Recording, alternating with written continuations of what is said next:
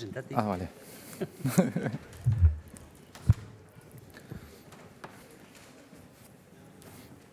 ¿Vale?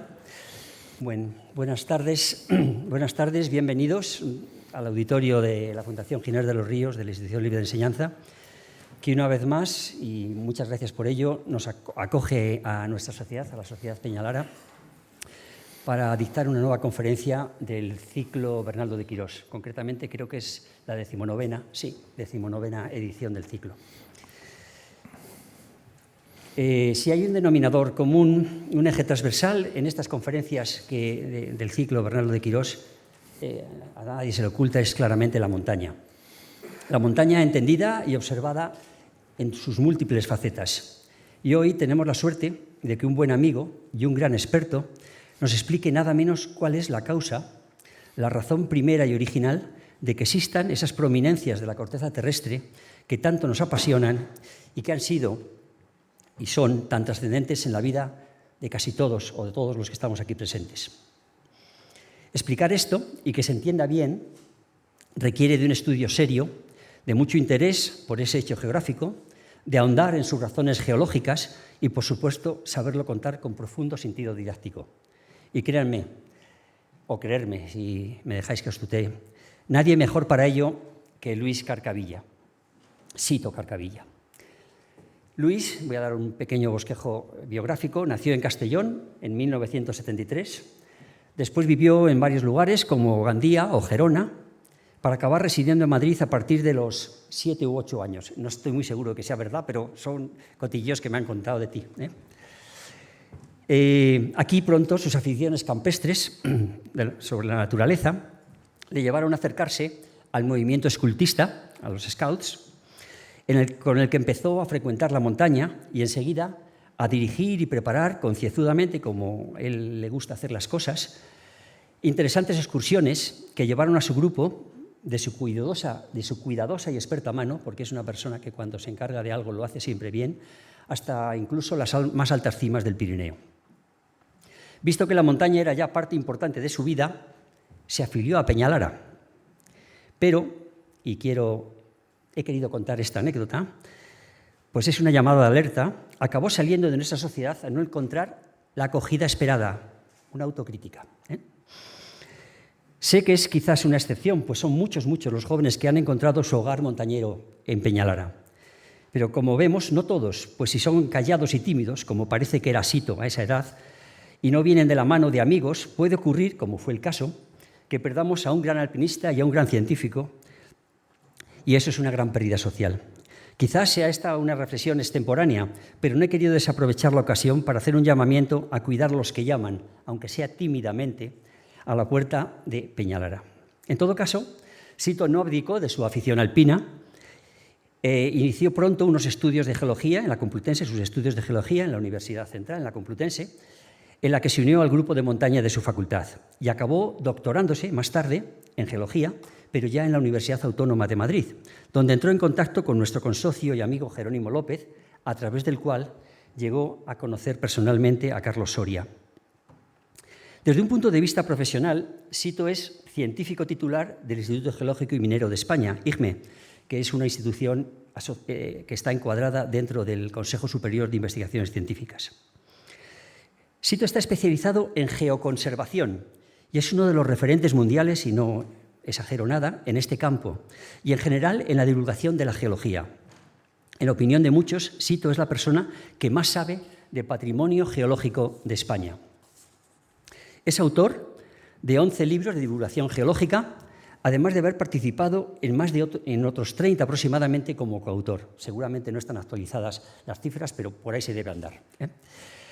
Entre ellos, ha escrito, entre los libros que ha escrito, están Geología desde el campo base, editado por Desnivel, que está ilustrado además por sus magníficas fotografías, o más recientemente, con una orientación más montañera, menos académica, pero con un interesante aspecto social, Crónicas del Himalaya, historias de un campo base, que es un retrato personal, agudo, original y divertido de lo que es el alpinismo actual en las montañas de 8.000 metros.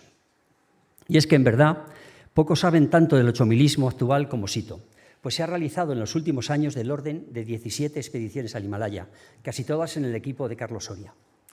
De este modo ha ascendido al Broad Peak, al Kanchenjunga y recientemente, en la primavera del 2022, al Everest, en una ascensión rápida y ejemplar, tras un intento al Dhaulagiri, montaña en la que ha estado por encima de los 8.000 metros, igual que Carlos, pero en la que, por desgracia, la cima siempre se ha mostrado huidiza.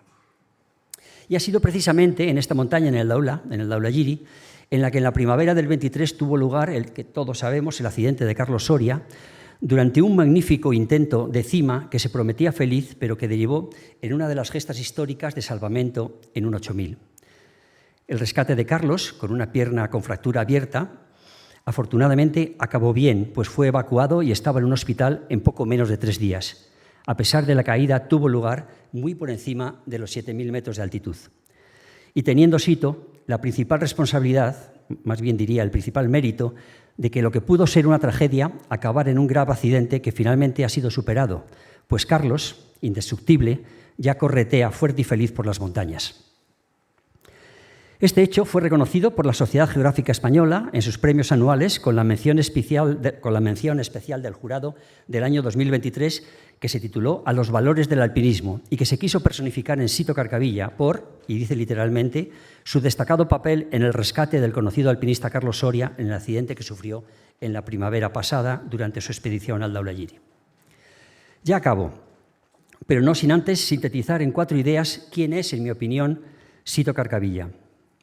Sito es, sobre todo, una extraordinaria persona, un hombre noble, honesto y de fiar.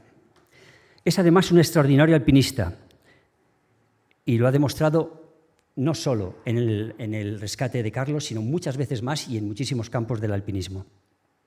Además, es un extraordinario científico que une su faceta de divulgador, pues no siempre los grandes científicos son personas que saben explicar lo que hacen. Y es un hombre enamorado de las montañas y de los valores que se encuentran en ellas cuando se encaran con honestidad, sensibilidad y pasión. Por ello, es un honor que colabore con Peñalara, lo hace con frecuencia en nuestra revista, y que hoy nos explique, en este ciclo de conferencias que se desarrolla precisamente, como bien sabe, en la institución que acogió a los primeros geólogos de España y de Madrid y del Guadarrama, y por ello es un honor, como digo, tenerle aquí y que nos explique a todos cómo se forman nuestras queridas montañas. Por ello, Sito, nuestro más profundo agradecimiento y os dejo con él. Muchas gracias.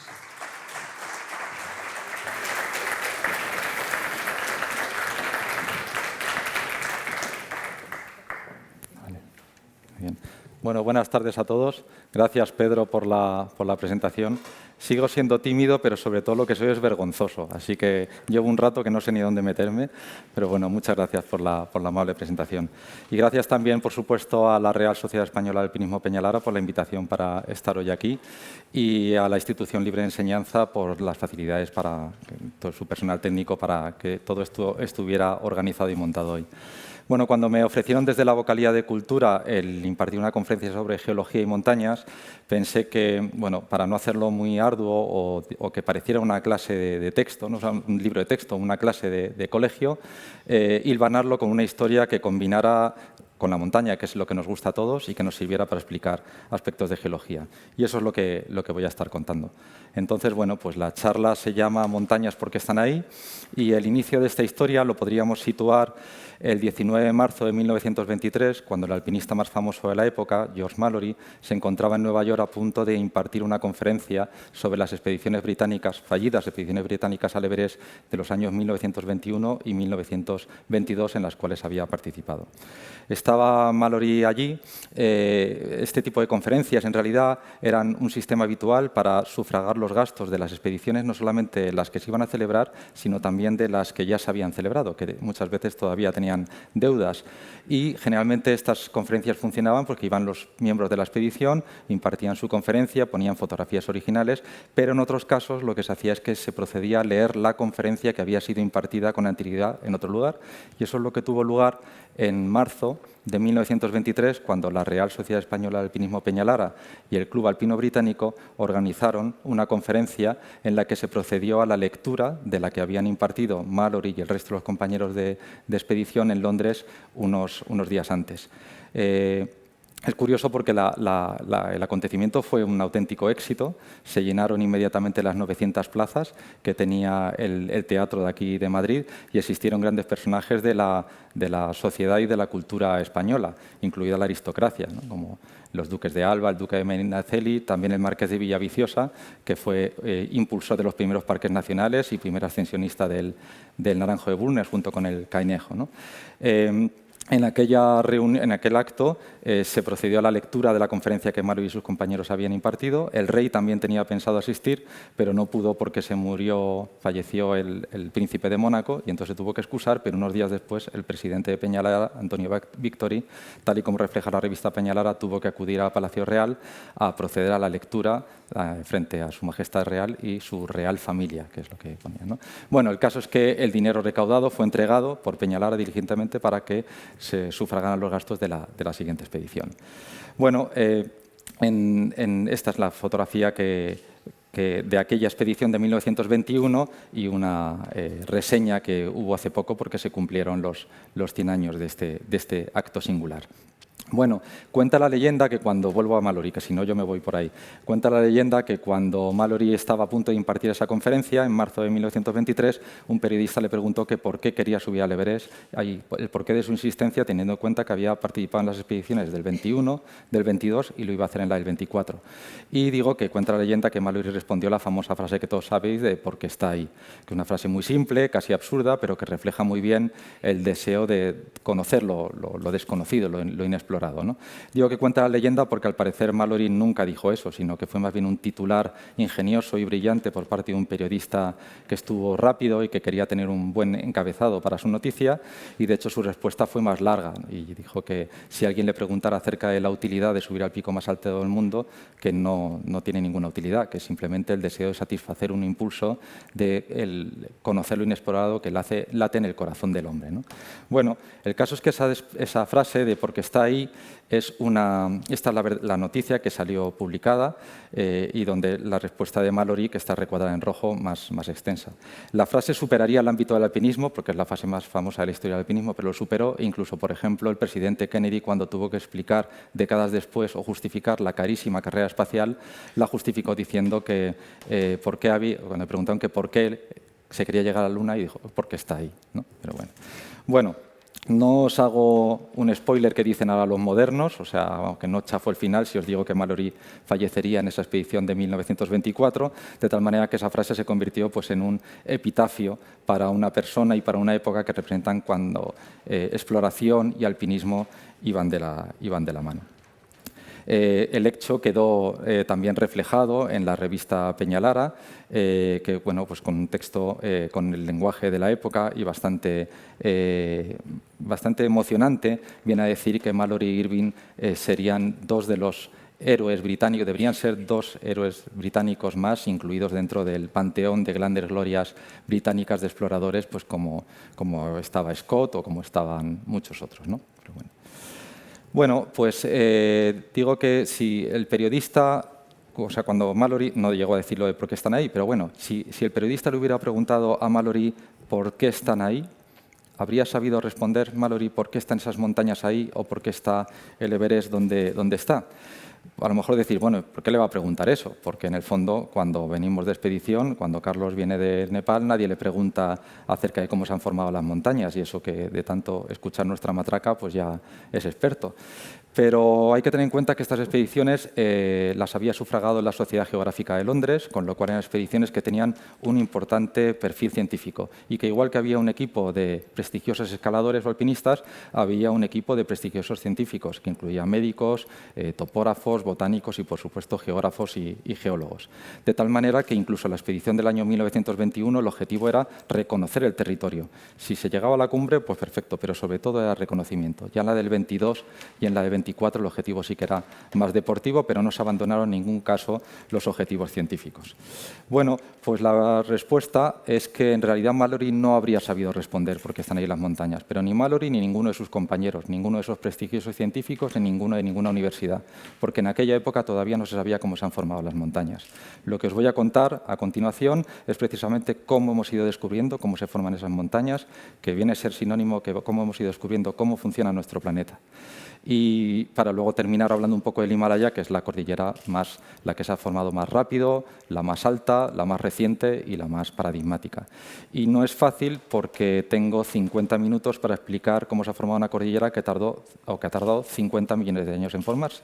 Así que una regla fácil es que tengo 1 minuto por millón de años, lo cual pues no es fácil. De todas maneras, por eso yo creo que me voy a exceder un poco de los 50 minutos reglamentarios, aunque no os tendré 50 millones de años aquí sentados esperando, que es lo que se merece, pero bueno, no lo voy a explicar a tiempo real.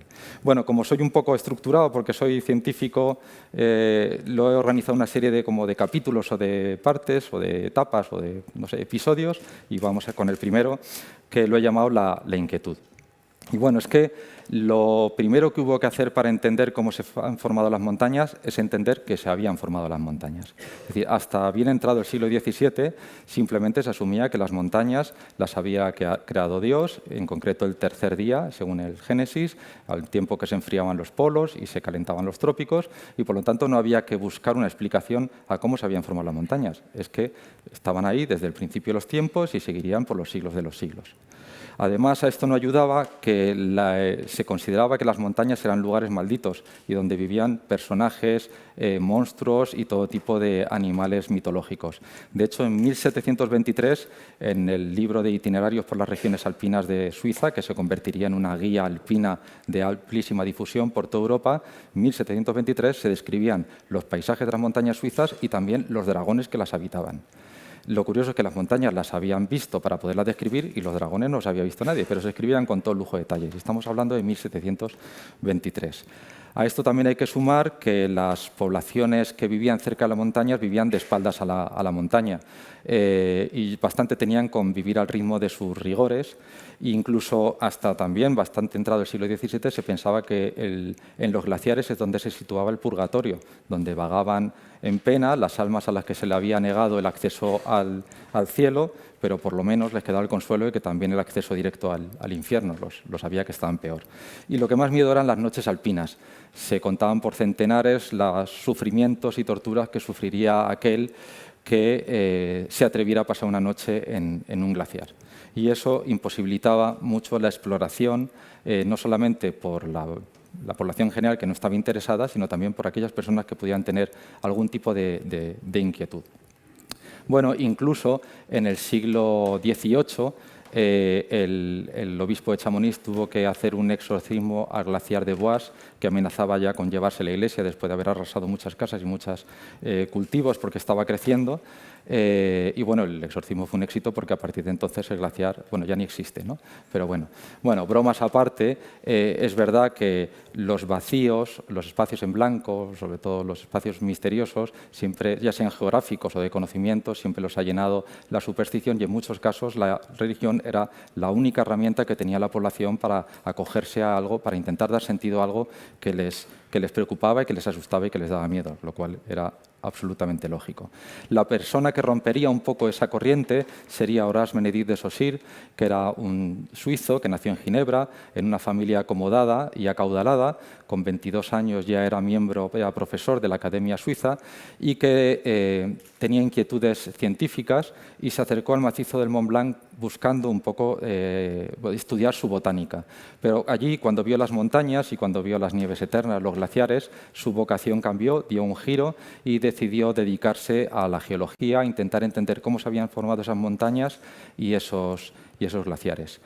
Saussure, además, se quedó absolutamente fascinado con el Mont Blanc y decidió que quería subir a escalarlo. Pero nunca se había escalado, nunca nadie se había adentrado allí. Entonces, antes de volverse a casa, en ese primer viaje, ya puso en las 3 parroquias de Chamonix y en otras ermitas menores un pasquín anunciando que daría una suculenta y una importante recompensa a la persona, de 2 guineas de oro, a la persona que indicara cuál era el camino de ascenso para subir al Mont Blanc.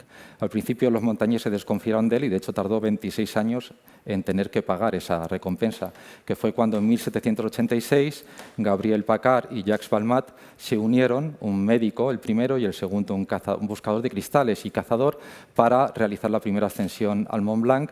en julio de 1786, mientras todo Chamonix les seguía sus pasos desde la plaza con catalejos y con prismáticos, incluido el propio Saussure, y donde fueron recibidos como héroes absolutos.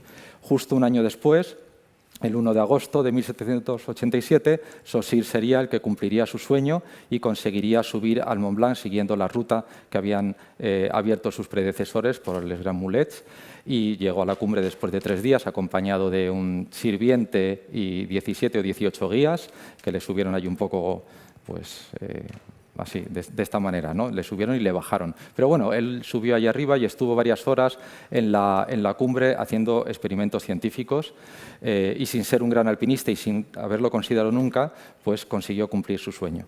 La ascensión de Saussure revolucionó todo, tuvo una trascendencia brutal, porque consiguió combinar muchos aspectos. Por un lado, el afán científico, por otro lado, el afán deportivo, por otro lado, el traspasar las fronteras, de conocer lo desconocido.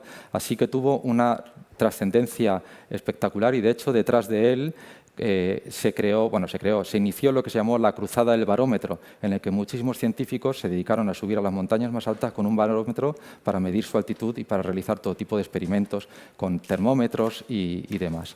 De tal manera que Saussure inventó muchas cosas, pero entre otras cosas inventó el alpinismo, porque se considera que el ascenso de Balmar y Paccard, que él impulsó, se considera que es el inicio del alpinismo moderno. Por otro lado, impulsó también el subir montañas con fines científicos para poder tener una buena perspectiva y entender lo que le rodeaba, y también, curiosamente, inventó la obsesión por una montaña. Llegó a decir durante esos 26 años, llegó a escribir que no podía mirar el Mont Blanc porque cada vez que lo miraba sentía un dolor que no le dejaba respirar, ¿no? De tal manera que fue de los primeros que se obsesionó por subir a una montaña. Es curioso porque Mallory, volviendo a él, varias veces se refirió a Saussure con admiración cuando Mallory, en los 3 viajes que hizo para visitar el macizo del Mont Blanc, incluyendo el subir al propio pico, y también Mallory manifestó una obsesión similar por el Everest, ¿no? Cuando escribió a su mujer: no puedo describir cómo me posee esta montaña, ¿no? Bueno, pues el caso es que por una u otras cosas Saussure tendría una trascendencia brutal desde el punto de vista alpinístico, pero sobre todo desde el punto de vista científico. Y para que veáis la relevancia que tiene, pues tiene un género de plantas alpinas a su nombre, tiene un mineral que se llama como él y tiene su cara en el billete de 20 francos suizos, que los suizos ya sabéis que con el dinero no se andan con tonterías, o sea que no puede haber mayor honor en Suiza que te pongan en un billete. Nosotros te pondríamos una rotonda o algo así, pero aquí te ponen en los billetes, que es lo que realmente te hace un personaje a nivel nacional.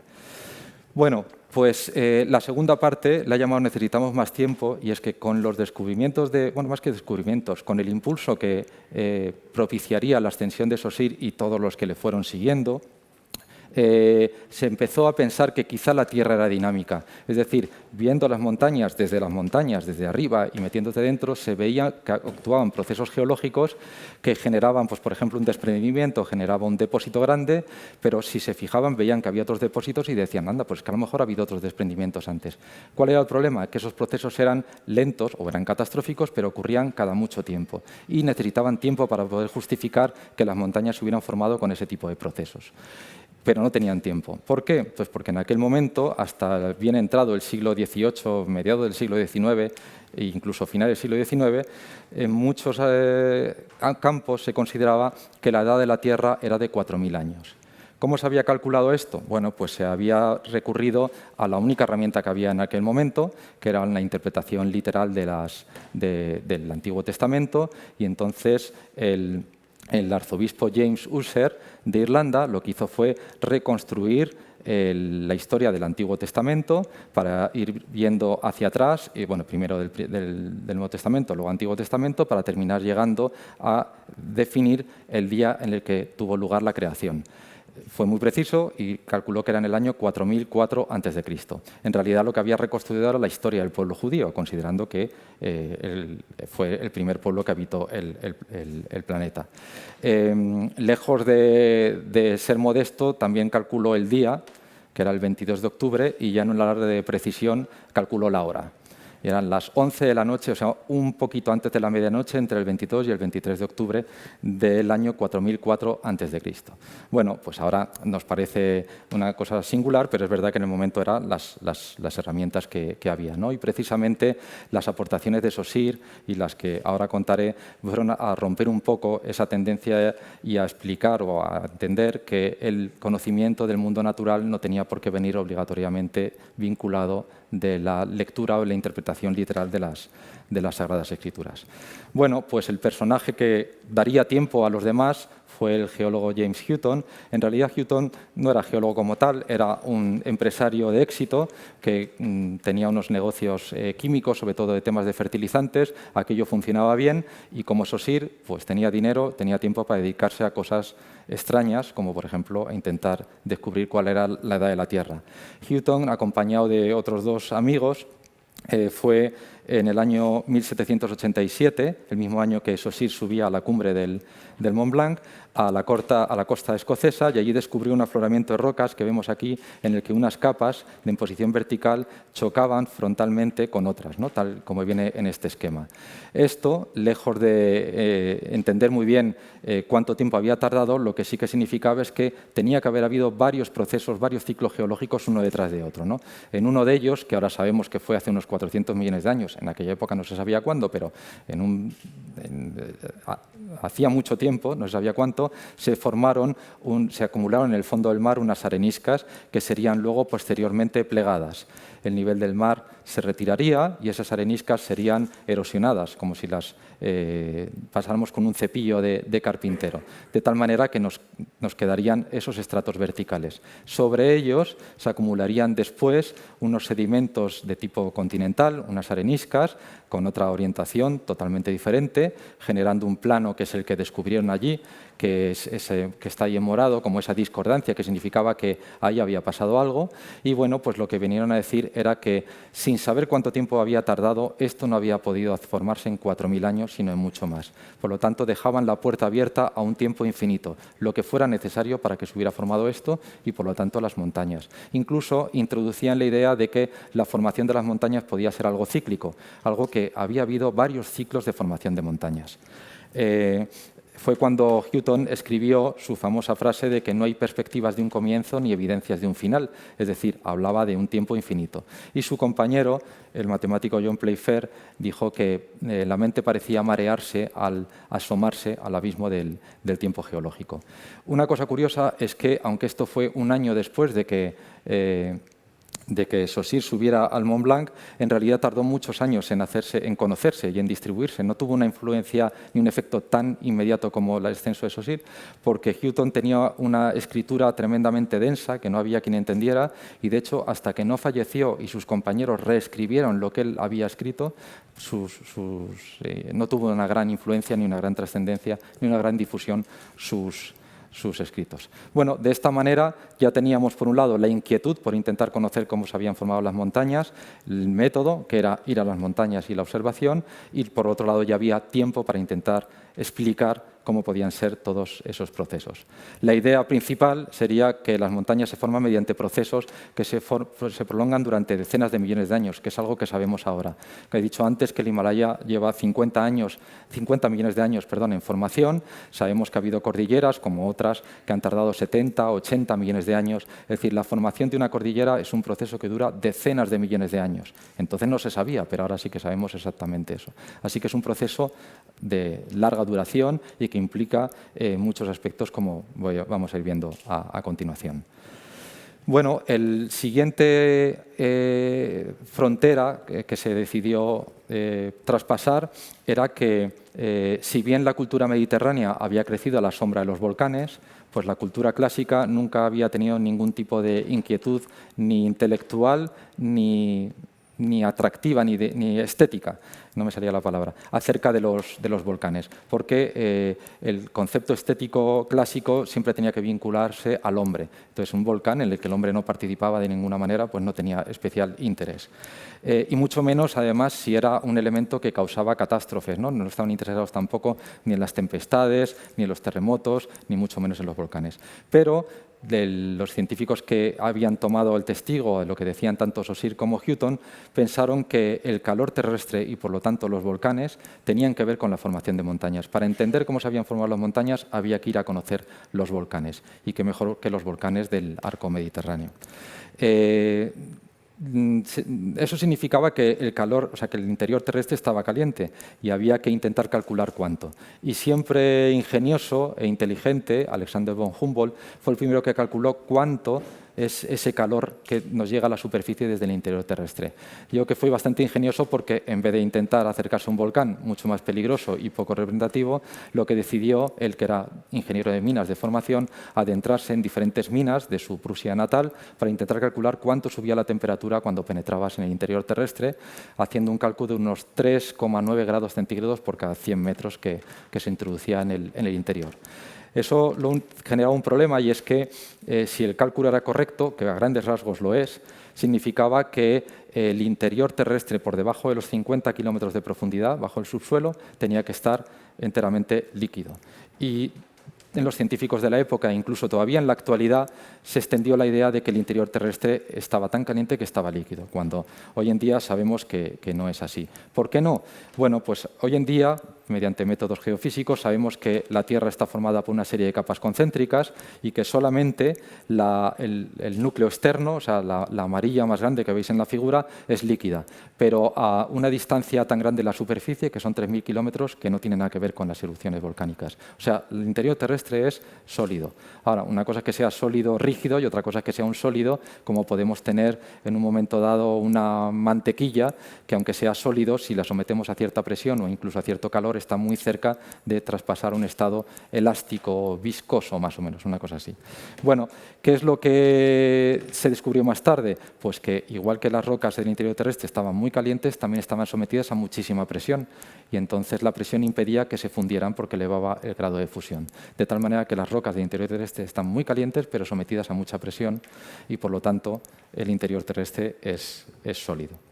Bueno, en aquella época, a la hora de intentar interpretar cómo se habían formado las montañas, si el interior terrestre estaba líquido o por lo menos estaba caliente, se promulgó, se enunció la teoría de la contracción o la teoría de la manzana asada. No es que tenga ganas de merendar, esto está puesta a posta. Y era porque era un símil muy visual, que decían que la Tierra entonces, cuando se formó, era líquida entera, se fue enfriando la superficie porque estaba en contacto con un universo frío en el cual estaba flotando la Tierra, pero el interior se iba enfriando poco a poco. Y según se iba enfriando ese interior, la Tierra se iba comprimiendo porque iba perdiendo volumen, y como cualquier mineral, cualquier roca que cuando está líquida, porque está caliente, tiene más volumen, cuando se enfría, solidifica, pierde volumen, y al perder el volumen se formaban esas arrugas que eran los mares y las montañas, como ocurre si metes una manzana en un horno.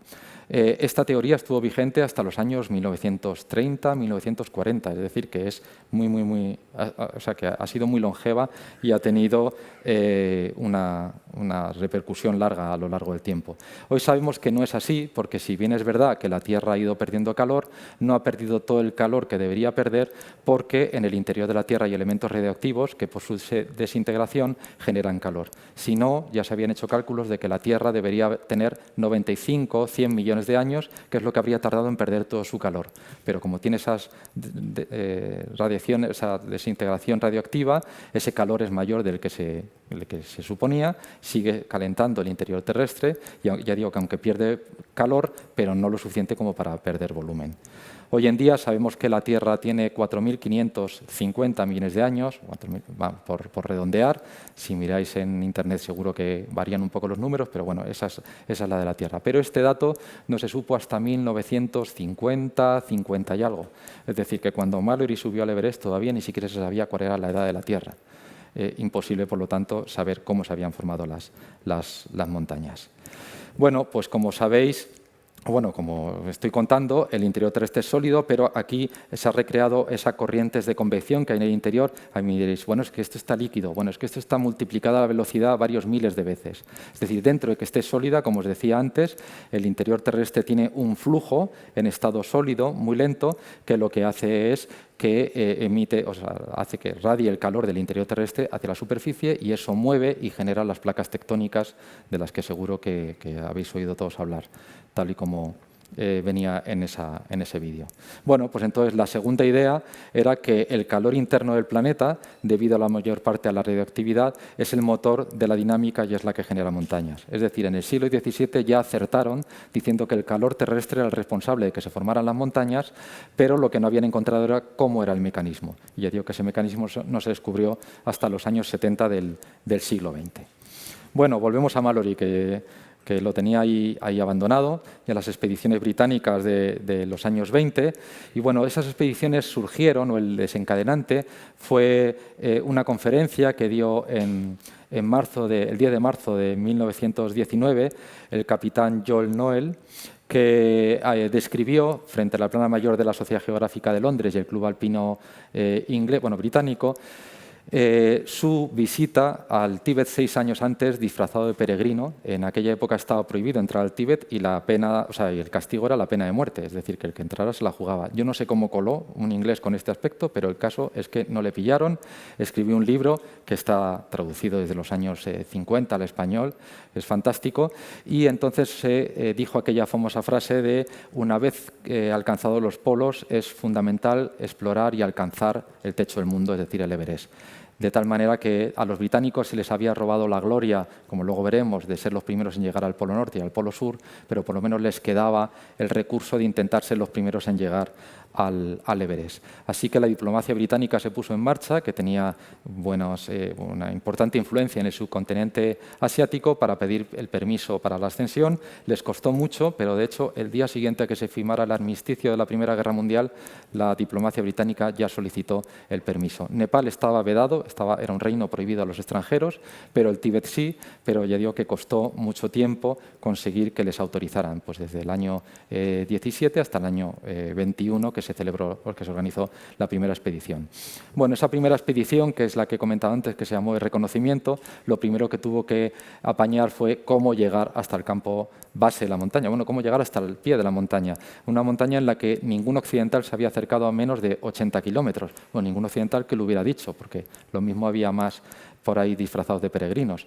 El caso es que en aquella expedición participaron muchos de los miembros, que lo harían luego en las expediciones del 22 y el 24, incluido Mallory, pero ya he comentado que esta expedición tenía sobre todo un fin científico, que era descubrir cómo llegar y descubrir, cartografiar, tanto geográfica como geológica, como botánicamente, la región del Tíbet a la que tuvieron que acceder.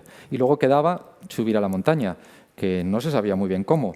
Aquí hay una recreación de los campamentos que montaron, porque además hay que tener en cuenta que los británicos no tenían experiencia en subir un pico de 8.000 metros, bueno, ni ellos ni nadie, porque nunca nadie había subido tan alto. Así que plantearon la ascensión pues, como un auténtico asedio militar, aunque muchos de los participantes no tenían nada que ver con el... Bueno, habían combatido en la Primera Guerra Mundial, pero no eran militares, y organizaron un sistema con campamentos, bueno, como incluso se sigue haciendo hoy en día, hasta que montarían un campo 6, desde el cual ya Mallory y Irving, como luego contaré, harían el intento final hacia la cumbre.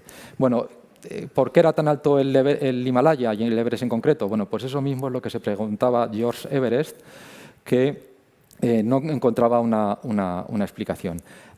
Primero, antes de ello, George Everest había coordinado el gran proyecto trigonométrico de la India, que era un proyecto que pusieron en marcha los británicos porque tenían un gran interés estratégico en aquella región, en la región de Nepal y el Tíbet, porque era una colonia británica, aunque en este caso no era una colonia militar, pero sí era una colonia comercial, por así decirlo, donde tenían muchísimos intereses y empresas, pero también en esta zona de Nepal, que podéis ver ahí entre la India y la China, justo se juntaban el imperio chino, el imperio ruso, el imperio turco-persa, y el Imperio Británico, que estaba en el subcontinente asiático, de tal manera que era un punto candente donde se juntaban todos. En caso de conflicto, tener un buen conocimiento geográfico de la zona era lo que te podía posicionar estratégicamente por delante de los demás, de tal manera que aunque los británicos tenían un verdadero afán científico y geográfico, había, por supuesto, un interés estratégico detrás, como es lógico, sobre todo para financiar un proyecto como este que se extendió durante 70 años y en el que participaron miles de personas. Para que os hagáis una idea de cómo funcionaba, en realidad lo que se fue haciendo es un gran malla de trigonometría en la que iban conociendo la posición de un punto y a partir de él, por trigonometría, los siguientes. ¿Cómo funcionaba esto? Pues teniendo dos puntos. A ver, no sé si no arranca. Este no arranca. Bueno, da igual. Consiste en que si tú sabes la posición de dos puntos y sabes el ángulo con el que miras a un tercero, puedes saber la distancia de ese tercero. Ah, mira, nos lo van a poner en marcha de allí. Gracias. ¿Veis? Ahí tenemos dos puntos, sabemos esa distancia, miramos los ángulos y encontramos un tercero. De tal manera que podemos saber la distancia que hay a ese punto. Si eso lo vas repitiendo con una malla una vez detrás de otra, detrás de otra, detrás de otra, pues puedes llegar a saber y a cartografiar de una manera muy precisa una zona, una región muy extensa, para que os hagáis una idea cómo fue la malla trigonométrica, y conocer la altura de los picos. Para ello empezaban a nivel del mar, que sabían que era 0 metros, y iban haciendo esto. Por supuesto, era fundamental no acumular error, porque como te basabas en las mediciones anteriores para seguir progresando, si acumulabas un error al principio, lo ibas arrastrando o incluso multiplicando cada vez más, hasta que llegara un momento en que no fuera el sistema válido. Para ello, entonces, los británicos idearon dos sistemas, uno de apoyo en campo. O sea, ellos lo que hacían era con estos teodolitos que pesaban media tonelada, los ponían en lo alto de unas torretas que hubo que construir, que tenían entre 15 y 20 metros de altura, para que os hagáis una idea del trabajo de montar esas torretas en medio de la selva. Se calcula que aproximadamente el 70% de los que participaron en las campañas de campo o fallecieron o quedaron gravemente heridos, incluso con minusvalías, para que hagáis una idea del esfuerzo humano que supuso esto, aparte del científico y del económico. Bueno, pues tenían varios sistemas. Tenían un sistema de apoyo en campo, para el cual, como estaba vedado el acceso a los británicos en Nepal, y tenían que medir picos desde 200, 300 kilómetros de distancia, y como pensaron que lo del capitán John Noel de ir disfrazado de peregrino posiblemente no colara muchas más veces, lo que hicieron fue adiestrar a locales, los que llamaron los pundits, pronunciado así en español, a los cuales adiestraron en técnicas topográficas e incluso en los molinillos de oración o incluso contando con las cuentas del rosario, les enseñaron a calcular distancias, pasar pasos a medidas y demás para apoyar las medidas que habían hecho desde la distancia. Pero aún así tenían que buscar otro sistema y en realidad antes el sistema este, el proyecto descubrió grandes cosas. Lo primero de todos, porque el proyecto se puso en marcha en 1802, en 1816 se descubrió que el pico más alto del mundo no era el Chimborazo, que era lo que se pensaba desde tiempo de Humboldt. Sabéis que en su momento se consideró que el Teide era el pico más alto de la Tierra, luego ya se descubrió el Chimborazo y finalmente se descubrió el Dhaulagiri de nuestros amores, en Nepal en el año 1816, que durante aproximadamente 30 años se convirtió en el pico más alto de la Tierra. No sé qué había aquí. Vale, sí, es que estaba activada. Bueno, pues aquí veis que es un mapa un dibujo de la época donde todavía pone, de los años 1830 o así, que el pico más alto de la Tierra era el Dhaulagiri. Unos 30 años después, más o menos, se descubrió el Kanchenjunga, que se convirtió en el techo del mundo, y ya por fin, en 1852, se midió y se dio a conocer que el Everest era el pico más alto. Se había descubierto unos cuantos años antes, pero para que os hagáis una idea, la corrección de los datos trigonométricos llevó 4 años, de una persona dedicada exclusivamente a corregir los datos para calcular exactamente la altura del Everest, que la calcularon de manera muy precisa, por unos poquitos metros no acertaron. Es decir, en aquella época con estos sistemas tenían una precisión casi igual de la que puede tener actualmente un GPS, lo cual es realmente increíble.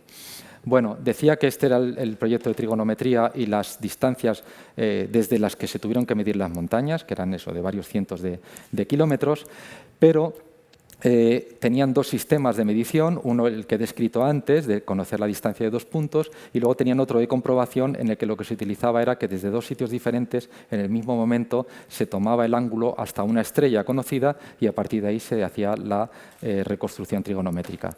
Y el problema fue que cuando empezaron a comprobar ambos sistemas, porque uno era el que utilizaban y el otro el de comprobación, se dieron cuenta de que había un margen de error de unos 150 metros, lo cual era una barbaridad para el grado de precisión que ellos querían y el nivel de calidad de los estudios. Y eso le tenía totalmente atormentado a Everest porque no sabía entender qué es lo que estaba fallando. Técnicamente funcionaba, todo estaban haciéndolo como tenía que ser, pero algo fallaba. Y bueno, pues hizo público que había este margen de error y el diácono de Calcuta, que tenía inquietudes topográficas y sobre todo matemáticas, era un auténtico genio de las matemáticas, dio con una posible explicación. Y venía a ser que para poder tomar las medidas se tenía que poner un péndulo que se ponía en posición totalmente vertical, claro, atraído por la gravedad, y a partir de ahí se ponía el teodolito para tomar esos ángulos. La posición vertical del péndulo era absolutamente imprescindible porque era la referencia a partir de la cual tomaba los ángulos. Y entonces lo que dijo este científico fue que en realidad la masa de las montañas eran tan grandes que esa masa tenía que ejercer una atracción sobre el péndulo, siguiendo las leyes básicas de Newton.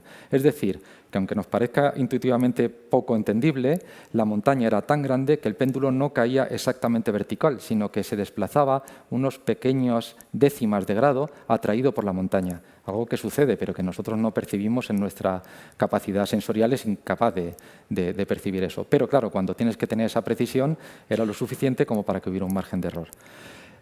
Hizo los cálculos para demostrarlo y cuando los comprobó que poco se había desplazado el péndulo para lo que se tenía que haber desplazado. O sea, había descubierto que efectivamente había una atracción, pero algo fallaba.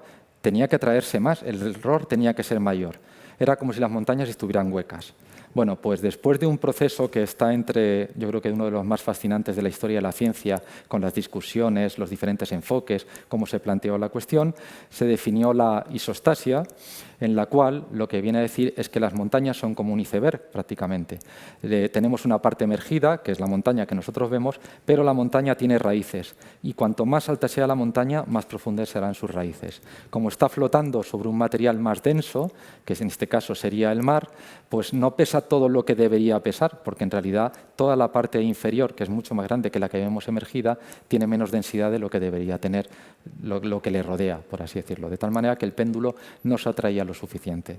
Esto es una norma básica del funcionamiento de la Tierra y, de hecho, esta semana ha salido una noticia en todos los medios, en televisión, en prensa y demás, acerca de la altura del Everest, la anómala altura del Everest, y precisamente se trata de una aplicación o una forma de entender nueva la isostasia, algo que fue definido en 1830, 1840 y que todavía a día de hoy estamos matizando y estamos aprendiendo a conocer.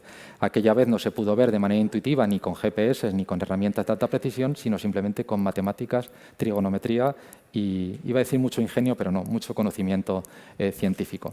Bueno, pues entonces hoy lo que sabemos es que efectivamente las montañas pesan mucho, como es evidente, y ese peso comba a la corteza, que a su vez comba la parte superior del manto, que es mucho más denso. De tal manera que las montañas flotan, por así decirlo, por encima de la corteza, como lo hace la nata en la leche, por ejemplo, o como si ponemos un bloque de madera en un recipiente de agua. Flotaría una parte, se quedaría sumergida, pero otra no. Y esto es lo que justificaría también la enorme dimensión del Himalaya, comparado con los Alpes, por ejemplo, y es que la corteza terrestre sobre la que se apoya el Himalaya es tremendamente rígida y tremendamente antigua, de tal manera que se comba poco, es decir, que nuestra cordillera está sobre un tablero muy duro. En cambio, los Alpes están sobre una corteza mucho más blanda, mucho más reciente, que se comba mucho más. Y eso puede ser uno de los factores que condicionen que el Himalaya sea mucho más alto que los Alpes. Y es simplemente porque tiene unos cimientos mucho más rígidos e impide que colapse, que se hunde que se hunda hacia abajo y dejando casi toda la parte de la montaña emergida y no una parte sumergida en el manto como ocurre con otras cordilleras como los Alpes. Bueno, pues entonces la idea 4 sería que las montañas tienen raíces y que flotan sobre una capa más densa situada bajo la corteza terrestre y que cuanto más alta sea una cordillera, más profundas serán sus raíces. Bueno, pues vamos a volver a Gran Bretaña y lo último que hizo Mallory antes de irse de expedición en 1924, en la expedición en la que terminaría falleciendo, unos pocos días antes de salir de expedición, hizo una visita a Kathleen Scott, que era la viuda del comandante Scott y bueno, que en realidad ya era la baronesa de Kennett porque se había casado en segundas nupcias con el barón de Kennett en 1922. Y nunca se ha trascendido mucho por qué le fue a visitar, si se conocían, si tenían algún tipo de relación, pero es curioso porque en ese episodio van a coincidir dos de las personas, o se unen Scott y Mallory, dos de los personajes más importantes como exploradores de la historia británica del siglo XX.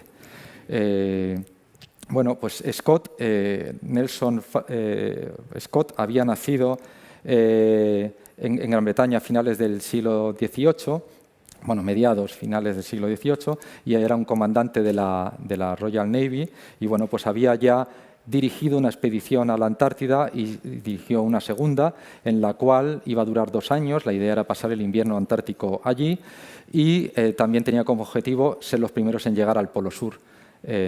Como sabéis, en aquel momento, 1812, la Antártida era una mancha en blanco, que se suele decir, ¿no? Pues nunca, literalmente, una mancha en blanco en el mapa, no se conocía muy bien, nadie había llegado al Polo Sur, entonces había una inquietud científica, sobre todo geográfica, por conocer ese espacio, y también había una importante inquietud también reivindicativa a nivel nacional, ¿no? De ser los primeros que llegaban al Polo Sur. Y los exploradores británicos del siglo XVIII y XIX, pues claramente este era uno de sus objetivos predilectos.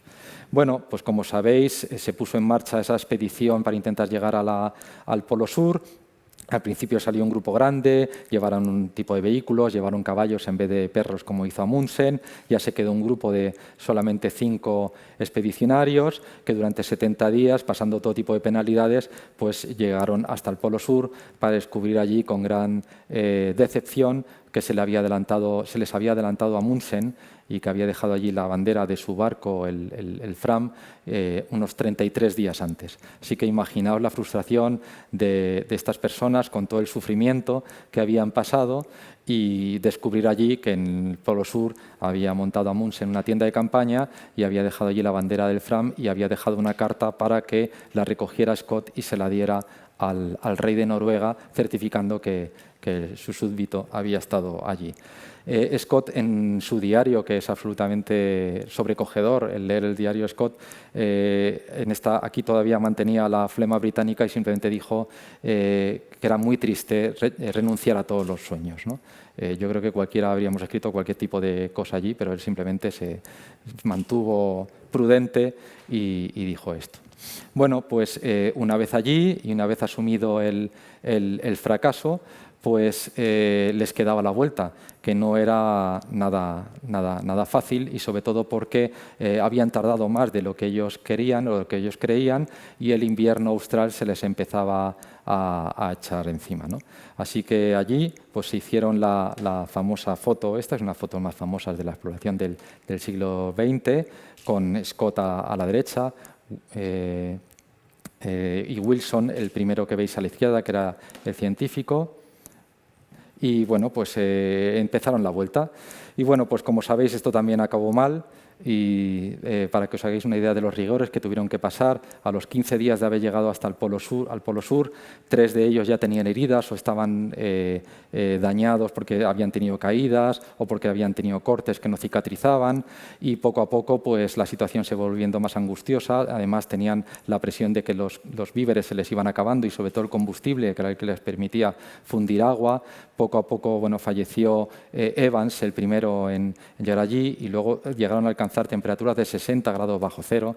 O sea, se juntaron una serie de condiciones realmente lamentables y terminarían falleciendo los 5 cuando estaban a tan solo 18 kilómetros del depósito que se llamaba Una tonelada, el depósito de una tonelada, había una tonelada de víveres, de fuel y de combustible, para intentar sobrevivir. Un año más tarde, bueno, un año más tarde, no, 8 meses más tarde, sus compañeros que se habían quedado en la base de Cabo Evans acudieron allí a buscarles y descubrieron la tienda de campaña donde se habían quedado los 4 que quedaban y bueno, pues ya procedieron a certificar que efectivamente habían llegado hasta allí.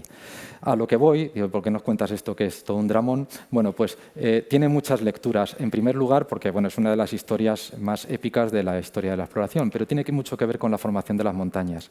Y es que a mí me parece que es tremendamente emocionante cuando sabes que estos hombres que se quedaron a media jornada, ellos hacían unos 30 kilómetros por jornada y se quedaron a 18 del depósito, atrapados por una ventisca que duró varios días, y dejar en esa vuelta, cuando ya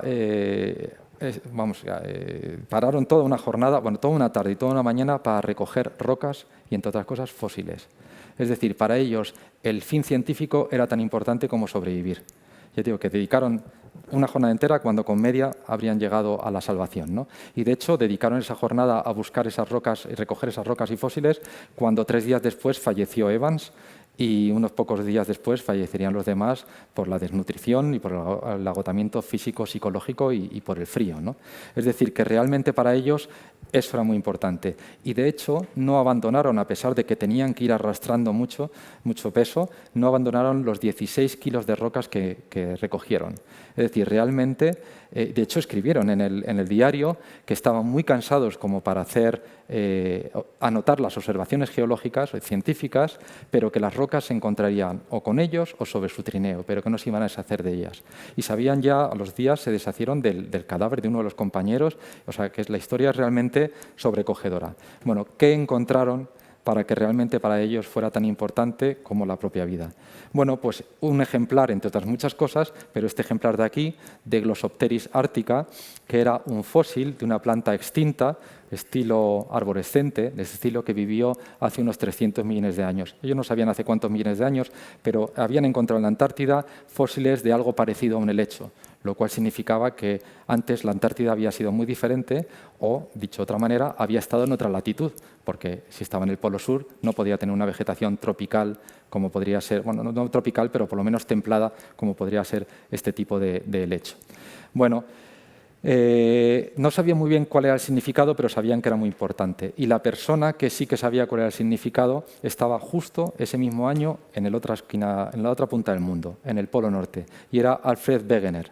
Wegener era otro de esos personajes que lo cubren todo, un personaje que se dedicó inicialmente a la astronomía, aquello él mismo escribió que requería muchas dotes caseras y domésticas y que eso no le iba, entonces se cambió la meteorología y se fue, hizo 4 campañas a Groenlandia para hacer estudios meteorológicos. Para que os hagáis una idea, para conocer mejor las capas altas de la atmósfera, en su momento, y acompañado de su hermano, batió el récord del mundo de permanencia de vuelo.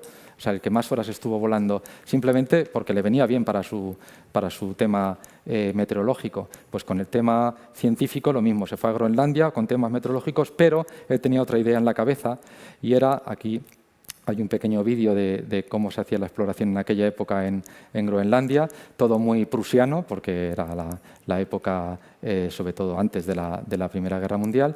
Y bueno, pues Wegener lo que había visto era que había una gran similitud entre las costas de África y de Sudamérica. Él, ya digo que se dedicaba a la meteorología, pero después de recopilar muchas pruebas en muchos lugares del mundo, el Día de Reyes de 1912, mientras que Scott y sus compañeros estaban pasando penalidades en el Polo Sur, él hizo pública una teoría que sería profundamente ridiculizada por el colectivo de la época y en la que venía a decir que los continentes se movían. Pasó a enseñaros algunas de sus ideas, él lo llamó la deriva continental. Una de las pruebas más evidentes era esta, ¿no? El encaje, pero yendo a algo un poco más científico, lo que comprobó es que a ambos lados del actual Atlántico, es decir, en África y en Sudamérica, había continuidad con el mismo tipo de rocas, incluso con formaciones geológicas concretas, con montañas, y que había también algunas fósiles de algunos organismos que eran continentales, es decir, o plantas o vertebrados terrestres, que no podían haber cruzado un océano y que se repartían entre Sudamérica y África. Si encontrara también fósiles de esos ejemplares en Australia, la India y la Antártida, pues le podría dar la clave para justificar que los continentes se movían, incluso que en un día en el pasado habían estado unidos. Y justo lo que encontró Scott era la prueba de que en la Antártida existían también esos mismos fósiles. De tal manera que los fósiles de Glossopteris los veis aquí pintados con un punto naranja, veis que están repartidos por África, ahora se han encontrado mucho más en la Antártida y también en Australia y en la India. De tal manera que esa era la prueba para demostrar que efectivamente los continentes se movían, algo que ya digo que no fue aceptado hasta los años 70, es decir, 50 o 60 años después, simplemente porque no se encontraba el mecanismo. Eso competía con la teoría de la manzana asada y Wegener hizo estos esquemas en el que decía que los continentes habían estado unidos en un momento determinado, se habían dispersado y que hasta la configuración actual. La teoría, como digo, fue ampliamente ridiculizada. De hecho, una de las últimas cosas que escribió Einstein fue el prólogo de un libro que ridiculizaba esta teoría, o sea que hasta las mentes más brillantes la rechazaban. Y había varios motivos. Uno de ellos es que era que Wegener había luchado con las fuerzas alemanas en la Primera Guerra Mundial, con lo cual era un personaje del que se podía sospechar fácilmente. En segundo lugar, no era geólogo. Y ya sabes que los colectivos suelen ser muy cerrados y que te venga alguien de fuera a decirte lo que tú no has descubierto, eso te sienta muy mal, con lo cual eso no gustaba. Y además no encontró el mecanismo. Vale, si los continentes se mueven, ¿cómo y por qué? Y él no encontró el mecanismo. Lo cual no es justo, porque también en aquella época todo el mundo sabía que la brújula se imantaba hacia el norte, señalaba al norte, y nadie sabía por qué. Y nadie dudaba que la brújula señalaba al norte. Pero aquí, en un ejercicio también muy interesante a nivel de historia de la ciencia, de cómo se recibió esta teoría, fue profundamente rechazada. Bueno, hoy en día sabemos que los continentes se mueven a borde de las placas tectónicas y que ese desplazamiento cambia la geografía terrestre y origina cordilleras. Y esto, vuelvo a insistir, todavía Mallory, en la expedición de 1924, no lo sabía. Ya se había dicho, pero era una teoría absolutamente minoritaria y de la que nadie hacía caso. Bueno, pues vamos a acabar ya con la expedición de 1924, que es, como sabéis, la última de esta serie de los años 20, que es en la que fallecerían Mallory y Irving. Aquí está en esta imagen, que sería la que daría lugar a la famosa fotografía que vemos aquí ahora de los miembros de la expedición. Tenemos a la izquierda con un gorro que no se le ven los ojos a Irving, al lado el más chulo Mallory, con los pies encima de su compañero, al lado Norton, y al lado, con un gorro y con las manos detrás de la espalda, el penúltimo, con una cazadora de color claro, era el geólogo Noel Odell, que jugaría un importante papel. Bueno, pues en esta expedición, el primer intento de cumbre, después de muchas semanas con los preparativos y con el monzón ya amenazando con llegar, se hizo un primer intento en el que irían sin oxígeno Norton y Somervell. El intento llegó bastante alto, supuso un récord de altitud que tardaría muchos años en igualarse sin oxígeno, pero no llegaron a la cumbre y entonces luego en el siguiente intento ya lo intentaron Mallory y Irving utilizando oxígeno artificial. El geólogo, Noel Odell, que era además muy buen alpinista, se quedaría en la retaguardia a unos 7.800 metros observando. Y esto es lo que vio, ¿no? Que en la mañana había amanecido muy bien, pero poco a poco se fue nublando, se cubrió todo, no vio nada, hasta que de repente se abrió y vio a dos personas que dijo superando un escalón rocoso y dirigiéndose decididamente hacia la cumbre, ¿no? Queda el misterio de si subieron o no subieron. De esto sabéis que hay un montón de documentales, de libros, bueno, la historia es fascinante, hasta la cumbre del Everest, el punto donde se supone que les vieron por última vez y el punto de abajo donde se descubriría el cuerpo de Mallory 75 años después. El de Irving todavía no ha sido encontrado. Y bueno, pues ya digo, queda el misterio de si llegaron o no a la cumbre. La gente que cuando se pregunta a expertos dicen que si estaba por encima del segundo escalón, que es uno de los 3 resaltes que hay, todo el mundo considera que sí llegaron seguro. Si no estaban por encima del segundo escalón, todo el mundo dice que no llegaron, que era imposible que llegaran. Es decir, que eso es clave. El geólogo Odell dijo que los había visto por encima del segundo escalón, pero que es verdad que como estaba todo lleno de nubes, no tenía muchos puntos de referencia. Bueno, queda el misterio ahí de si subieron o no. Aquí hay una infografía muy chula que se hizo cuando el centenario, hace unos meses, en el que se marca en un punto en naranja el punto donde quizá les vieron, el punto azul un poco más bajo donde era el otro punto donde podían estar, que depende que subieran o no a la cumbre, y más abajo el punto desde donde Odell estuvo realizando sus observaciones. Así que la última persona en verles, que fue el geólogo Odell, siempre mantuvo que él creía que habían llegado a la cumbre, que habían llegado al segundo escalón. Bueno, el fallecimiento de Mallory y de Irving, sobre todo el de Mallory, el final trágico de esta expedición, fue un auténtico mazazo para la cultura anglosajona, que veía otra vez más, después de la muerte de Scott, cómo otros de sus representantes más ilustres fallecía intentando alcanzar su objetivo. Sin embargo, al mismo tiempo era un motivo de orgullo absoluto, porque encarnaban perfectamente el ideal romántico y el ideal de cómo con valentía y con heroísmo se intentaba llegar más allá o conocer lo desconocido o atravesar las fronteras, sobre todo geográficas, para intentar conocer mejor el mundo. Hubo un funeral prácticamente de Estado y en todas las homilías pues, hizo referencia al caso de Mallory y de Irving, que además es un caso que con los años ha ido ganando cada vez más protagonismo, ¿no? Es un personaje, Mallory, cada vez más valorado porque precisamente ese final trágico hace que sus valores se vean acentuados, con lo cual es un gran representante, de, como decía antes, de esa época en la que exploración y alpinismo iban de la mano. Bueno, pues resulta que la última persona que les vio, Noel Odell, como he dicho varias veces, era el geólogo de la expedición, pero también era muy buen alpinista. De hecho, pasó 15 días por encima de los 7.000 metros haciendo labores de apoyo, y unos par de años después de la tragedia del Everest se centró en su faceta geológica, también en la alpinística, porque de hecho durante un tiempo fue la persona que más alto, batió el récord de altitud alcanzado por una persona. De un pico, perdón, no de altitud, sino de un pico, porque el récord de altitud que alcanzaron en el Everest, Norton y Somerville, no era un pico, era 8.000 y pico metros, pero no era una montaña que no habían alcanzado la cumbre, por así decirlo. Esto, como todo, tiene sus matices. Bueno, el caso es que se centró en su vertiente profesional geológica y se fue a hacer unos trabajos al norte de Canadá. Y allí pues resulta que necesitaba alguien que le echara una mano para cargar con los bultos y consiguió contactar con este chico que se llamaba Tuzo Wilson, que le vemos aquí en diferentes momentos de su carrera, y que era un chaval canadiense que acababa de terminar sus estudios y iba a empezar a estudiar la carrera y se había matriculado en físicas.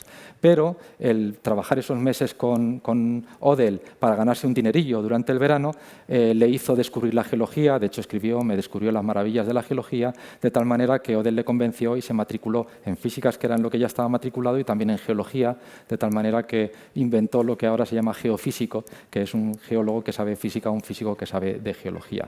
Y a eso centraría su carrera. Es curioso porque además a Tuzo Wilson le animó mucho su madre a que trabajara con Odell, porque conocía que Odell era un gran alpinista, y la madre de Tuzo Wilson había sido la primera persona en coronar el Monte Tuzo, que es el más alto del Emerald Lake, el Moreland Lake, que está en las Rocosas, que es uno de los fotos icónicas de las montañas de rocosas, ¿no? Pues la madre era una pionera del alpinismo y fue la primera persona en subirlo. Bueno, pues este señor Tuzo Wilson, que estudió geología gracias a Noel Odell, sería la persona que terminaría de encajar las piezas que darían lugar a la teoría de la tectónica de placas. No quiero decir que él descubrió o enunció la teoría de tectónica de placas, sino que en unos años, entre los años 63 prácticamente y 70, hubo una sucesión de descubrimientos, unos encadenados con otros. De nuevo sigue siendo otro nuevo episodio fascinante de la historia de la ciencia, como alguien descubre algo, lo publica, entonces alguien con eso interpreta algo que ya había visto, y en 7 años se pasó a descubrir totalmente cómo se forman las montañas. Es decir, que Odell, que no sabía cómo se había formado el Everest cuando estuvo allí, consiguió entender cómo se habían formado las montañas porque se lo explicó su becario 40 años después. De hecho, en los años 60, Odell escribió un artículo explicando cómo se había formado el Everest, en el que reconocía abiertamente que no sabía cómo se había formado el Himalaya. Describía cómo era, las rocas que había y demás, pero no encontraba el mecanismo. Y 10 años después, su becario, Tuthor Wilson, sería el que lo descubriría. ¿Qué es lo que descubrieron? Bueno, pues en realidad la clave para entender cómo se forman las montañas no estaba en las montañas, sino en el mar. Con motivo de la Segunda Guerra Mundial, los aliados distribuyeron por los fondos oceánicos una serie de micrófonos, de micrófonos en realidad, para detectar los submarinos alemanes y también para comprobar durante la Guerra Fría si los rusos cumplían la resolución de no hacer pruebas militares. De tal manera que cuando colocaron esos geófonos, esos micrófonos submarinos, descubrieron que los terremotos se distribuían según esos patrones, en el fondo del mar, se distribuían según unos patrones muy concretos, que son los puntitos rojos que veis ahí. Eso significaba que la corteza terrestre estaba rota en una serie de placas, en una serie de unidades que delimitaban precisamente esas líneas de los terremotos. Ya digo que con una serie de investigaciones aceleradas a toda velocidad, con una detrás de otra con pocos meses de diferencia, se llegaría a descubrir que la corteza terrestre estaba dividida en una serie de placas litosféricas o placas tectónicas que se mueven unas con respecto a otras. Aquí veis las flechas que indican hacia qué dirección se mueven, y más grandes cuanto más rápida es la velocidad, ¿no? Es decir, que estas placas, al moverse, arrastraban los continentes y eso podía provocar que hubiera colisiones continentales, lo cual generaba finalmente las montañas. Es decir, que por fin se encontraba el mecanismo para que se formaran las montañas, que viene enunciada en la teoría de la tectónica de placas, que es lo que dice eso, ¿no? Que la Tierra la litosfera está dividida en una serie de placas que se mueven unas con respecto a otras. ¿Y qué es lo que lo mueve? El calor interior terrestre. Es decir, que ese descubrimiento que ya habían hecho en el siglo XVII de que el calor tenía que ver con las montañas, por fin se descubría el mecanismo que hacía que formara las montañas. Y es que al mover las placas crea colisiones y se generan los diferentes relieves. En el caso concreto del Himalaya, ya en los últimos años, las últimas décadas, lo que se ha descubierto es que la India durante un tiempo fue un subcontinente que estaba unido a la Antártida y a Sudamérica, y a Australia y a Madagascar, pero hace unos 120 millones de años empezó a desplazarse hacia el norte como una isla, hasta que hace unos 50 millones de años la parte más septentrional de esa isla y la plataforma continental que tenía al norte terminó estampándose contra Asia, provocando una enorme arruga en la corteza terrestre, que es la cordillera del Himalaya, y como veréis, combando totalmente el subcontinente asiático sobre todo la parte de Indonesia, que terminaría como girando hacia el suroeste, debido al empuje de la India. Y la India sigue empujando a día de hoy, de tal manera que el Himalaya sigue activo y sigue formándose tal y como lo demuestran los terremotos. Un esquema más simple sería la India, como en realidad la placa tectónica se metía por debajo de Asia, provocando la colisión. Y esa colisión, pues en una recreación así un poco muy de National Geographic, muy americana, bueno, pues sería de este estilo, ¿no? Como ese mar poco a poco se va cerrando.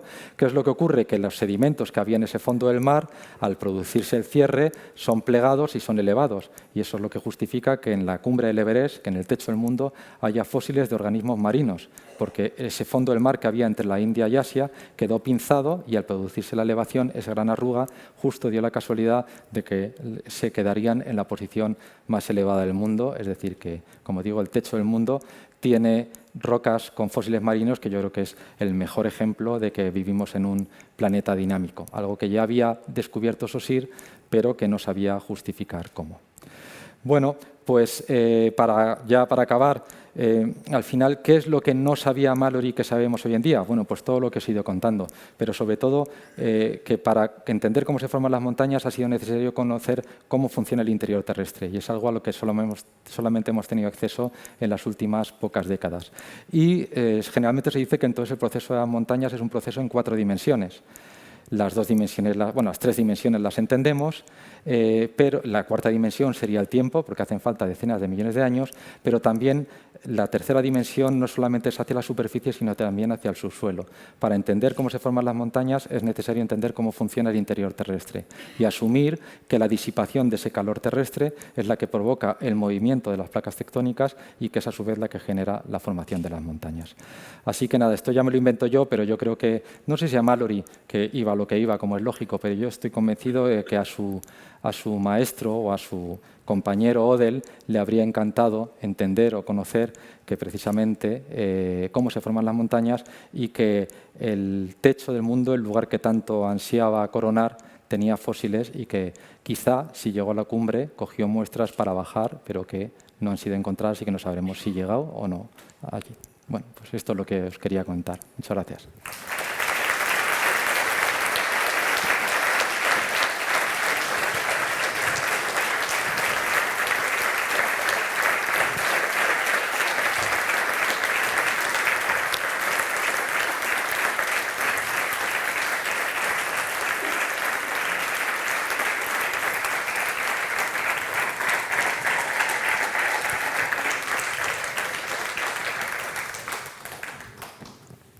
No sé si alguien tiene alguna pregunta, comentario, o os he dejado ya liquidado. Eso es lo que me temía. Espacio o paciencia.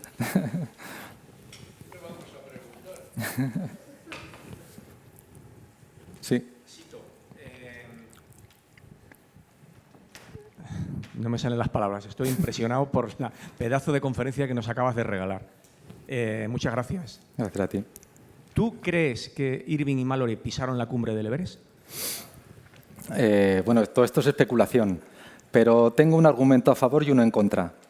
Y no me decido. El de a favor, yo estoy convencido que Odell no se equivocó.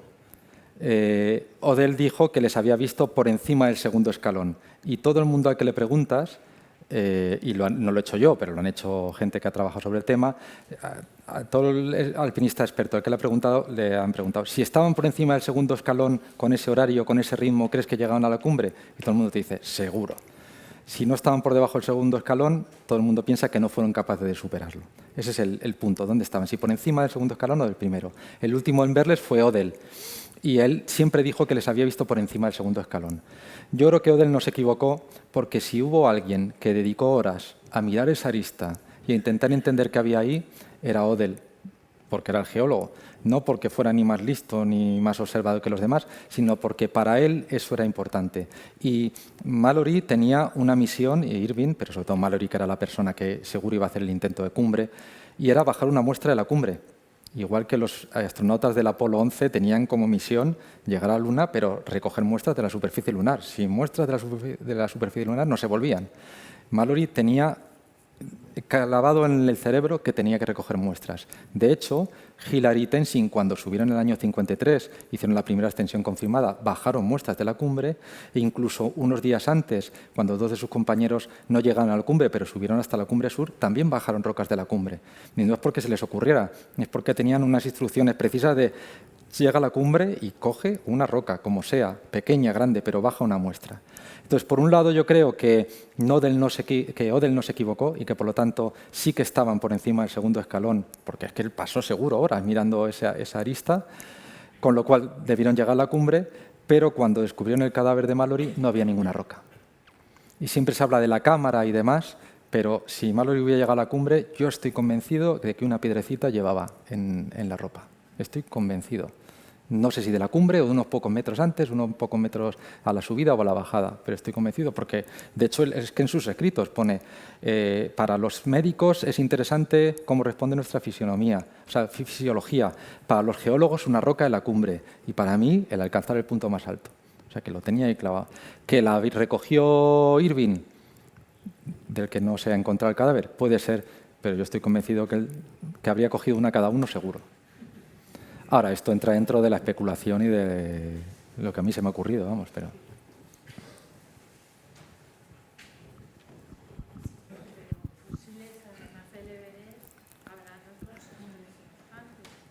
Pregunta, por si no lo habéis oído, que si solamente hay fósiles en la cumbre del Everest, que si no hay en otras cumbres semejantes. Ninguna de las otras montañas el segundo pico es el K2, que es gneiss, que no puede haber fósiles. El tercero es el Kanchenjunga, que es gneiss y granito, no puede haber fósiles.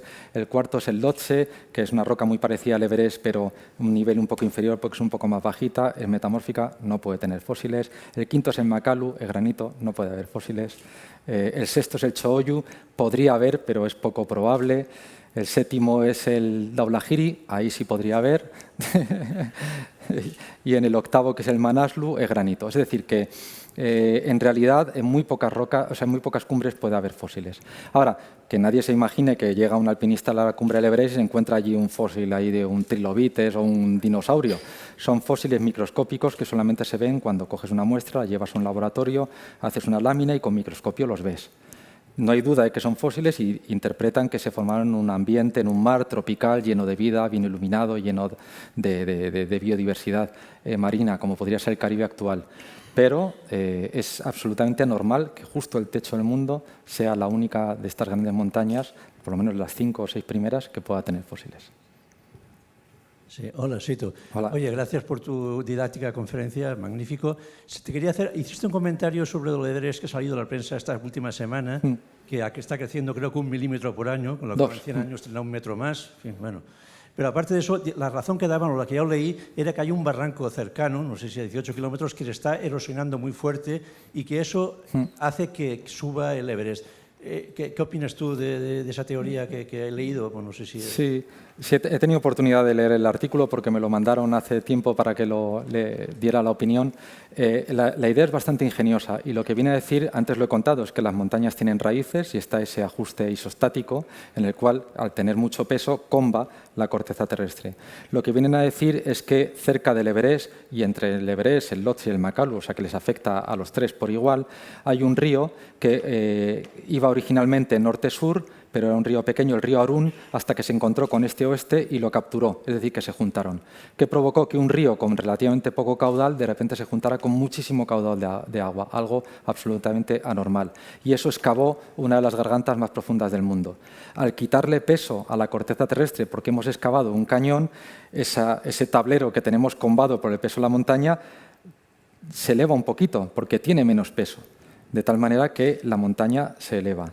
El otro día, hablándolo con un amigo, era curioso, decía, esto es como, en realidad la montaña no ha crecido, lo que pasa es que se ha elevado sus cimientos. Es como si yo mido lo mismo así que así, de puntillas, pero estoy más alto. Pues la montaña en realidad es casi como si se estuviera poniendo de puntillas, porque al tener menos peso por la excavación fluvial, ese empuje que tiene, ese hundimiento que tiene la placa se aligera un poquito. De todas maneras, el estudio es bastante prudente y no viene a decir que esa sea la causa principal. Lo que viene a decir es que eso es un factor más que ayuda a que el Everest, el Makalu y el Lhotse sean más altos. De hecho, calculan que eso justifica unos 50 metros de espesor, de la altura que tienen, de altitud que tienen, solo 50 metros. La causa verdadera es el empuje de la India sobre Asia. Pero es una idea ingeniosa y sobre todo es la primera vez que un estudio cuantifica con datos qué efecto puede tener eso. Y entonces, en ese sentido, es bastante interesante. Pero no deja de ser uno de estos estudios que está en la frontera del conocimiento, con lo cual todavía tiene que comprobarse mucho. Y, de hecho, cuando uno lee el estudio, lo que viene es sugerimos que esto, pensamos que no lo afirman de una manera categórica porque está todavía muy en la frontera del conocimiento.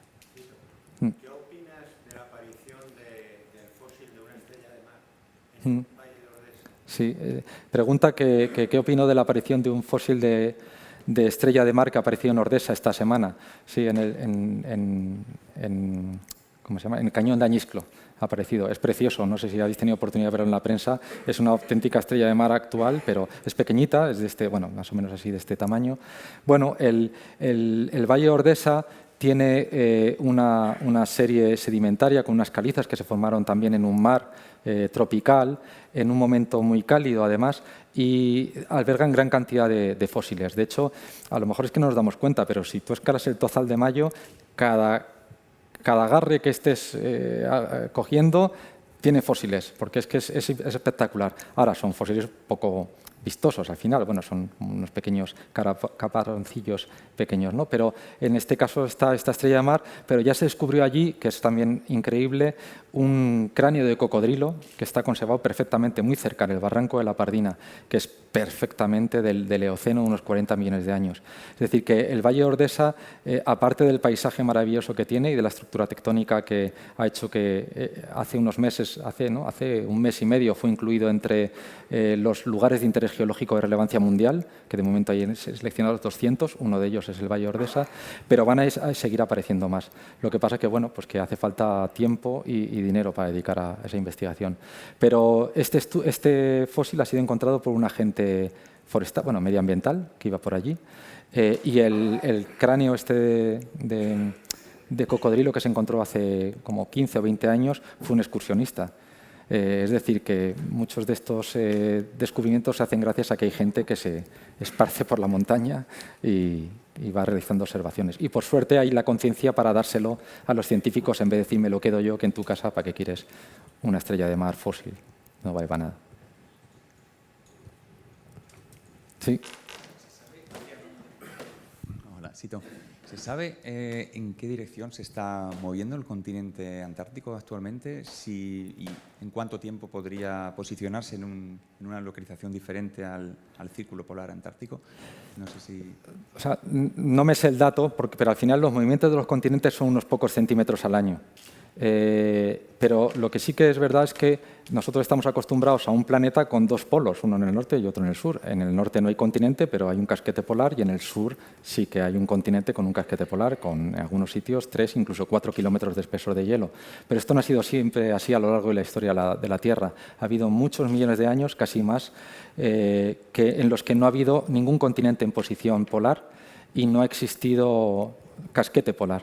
De tal manera que estamos dentro de lo que sería una anomalía o dentro de un periodo frío, dentro de lo que cabe en lo que es la historia de la Tierra.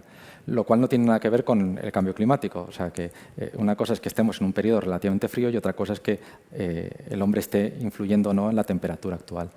Pero es cuestión de millones de años. De hecho, se calcula que cada 250 millones de años o así, todos los continentes se agrupan. O sea, no solamente ha habido una vez que los continentes han estado agrupados, ha habido varias. Y prácticamente cada 250 millones de años los continentes terminan agrupándose por un tema cinético, un tema de cómo el planeta también está girando y las corrientes de convección terminan juntándolo todos en un sitio, aguantan así unos 20 o 30 millones de años y se empiezan a fragmentar y cada uno lleva su recorrido. En el proceso de agruparse todos se forman grandes cordilleras porque colisionan todos hasta juntarse. En el proceso de romperse no se generan cordilleras, pero van colisionando entre ellos hasta que vuelven a juntarse todos otra vez. De tal manera que aproximadamente se calcula que, pues yo que sé, 100 millones de años o así, volveremos a tener todos los continentes otra vez juntos. De hecho, lo estamos sufriendo, pero que en realidad la India se estampó, por así decirlo, contra Asia, pero África sigue empujando hacia el norte y por eso se formaron también todas las montañas ibéricas, pero también los Alpes y todas las montañas del arco alpino, ¿no? Desde Gibraltar hasta Indonesia, todas las montañas se han formado por el empuje de los continentes del sur hacia el norte. Llegará un momento en que el Mediterráneo se cerrará y por lo menos toda la masa africana y europea y asiática estarán unidas. Luego ya habrá que esperar a que vengan los americanos por otro lado. Yo creí que no, pero tiene luz para todo. Gracias. ¿El canto del tolmo estuvo entre la muela y el pájaro? No estuvo. De hecho, tenemos el día 13 de noviembre una excursión geológica a La Pedriza por la Semana de la Ciencia, si queréis asistir, y justo explicamos el origen del tolmo. No, es muy tentador el pensar que estaba allí puesto, porque además tiene el hueco perfecto, y de hecho los primeros científicos, los que ha mencionado antes Pedro, ¿no? Que estaban vinculados a la Institución Libre de Enseñanza, y Bernardo de Quirós, entre otros de ellos, que iban a La Pedriza, siempre tuvieron esa hipótesis. Pero ya desde hace unos 20 o 30 años ya se han descubierto, viendo otras zonas graníticas similares, que el tolmo ha estado durante millones de años enterrado donde estaba y poco a poco se ha ido desenterrando. Y de hecho, cuando te lo explican, no lo voy a explicar aquí porque sin verlo es difícil, pero una vez que lo ves perfectamente los niveles que ha ido teniendo de afloramiento, o sea, de desenterramiento, por así decirlo. Así que ha estado ahí seguro. Ahora, es más bonita la otra historia, eso es verdad, eso es verdad. Nada.